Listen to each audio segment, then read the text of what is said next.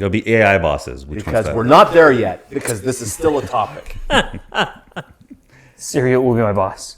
What's that? Siri will be my boss. Yeah. Don't laugh, because that actually could happen. No. Yeah. Actually, is the Siri on your phone? You kept the same voice, the one female voice? I don't use Siri. I wanted to always know. Team My Android. wife put it as a male voice. I would I was like, she's on purpose, yo. I'm not a, It's like I'm Arnold not a, Schwarzenegger. I'm not a huge techie, probably because I'm an Android person. Yeah, exactly. But it's one still thing I am fun. keeping a very close eye on is the AI issue.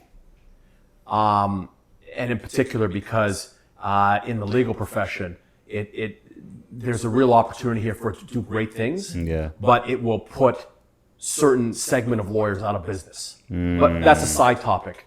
But you just mentioned Schwarzenegger. My point was going to be, and I'm not even Cool a sci-fi segue. movie person. Yeah. They're okay, but it's not really a big thing. But I'll tell you what, Terminator, if we think Terminator's a joke, Terminator's not Isn't going that to be a about time joke in travel? 10 years. And I'm not a doomsayer, naysayer. I'm not against technology. But AI will be dangerous Jason Jones. because of the human aspect to it.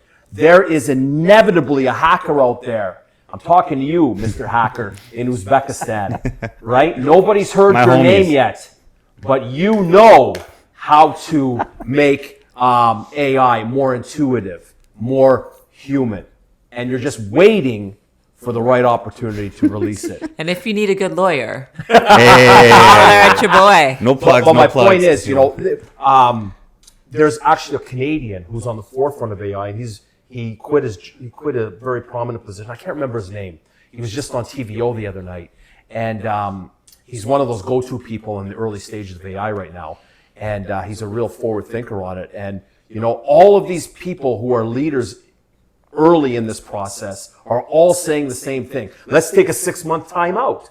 Yeah. And just stop what we're doing with AI so that we could collect our thoughts and determine intentionally where we want to go with this kind of technology. But we're not doing that because we're human, right? And we think robots, machines will never take the place of humans. That's human hubris. Have you ever asked ChatGPT to tell you how many Sundays there are in a year? It doesn't know how. I think we're far off, man. I don't know. But the rate at which there's millions of people, some of the smartest people in technology in the world, are all in a concerted human effort right now to progress this particular field of AI. It's inevitable that the rate of progression of AI is going to continually increase. Right? I think it's not inevitable, going to man. double. Yeah. It's going to double, triple, quadruple. Exponential, yeah. Right? And so where we're going to be in 10 years with AI, we're not even going to recognize. We'll look back to today and think we were dinosaurs in 2022. I actually am looking forward to that, man. I'm not. I love I'm AI.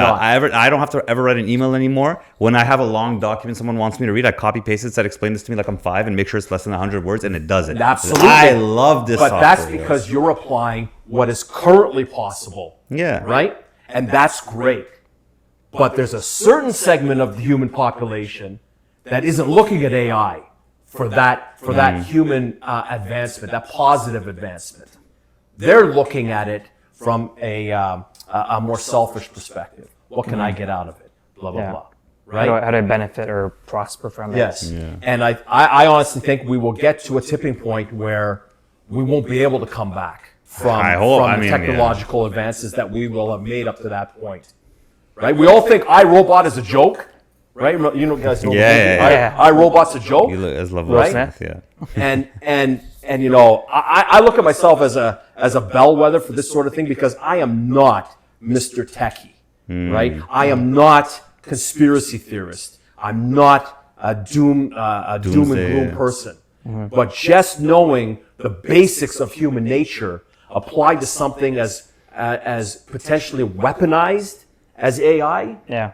Unfortunately, I think it's only inevitable. But it is. I mean, look, again, and I mentioned this point on our previous segment, is that, again, if it's written in books, magazines, right. Hollywood, Bollywood, Nollywood, it's actually already there. It just hasn't been fully vetted and developed. And how old is Terminator? Exactly. How old is that movie? Exactly. That's the 80s? 1986. Yeah, 80s? exactly. Yeah. So this is the interesting thing too, and By the way, I just want the record to show that we really kind of went over that female managers thing real quick. And we skipped you, AI. yo. No, it's okay. No, it's okay though. No. I loved all the responses. We're all good. But I was going to say that AI it's a very interesting subject because like every other subject, like when, the internet came about, Yep. when Doomsday. iPhones came out, like when everything that we've talked about has come out, there's been this whole run, we got to do it. And I think sometimes I find that we think of things based on our current life, meaning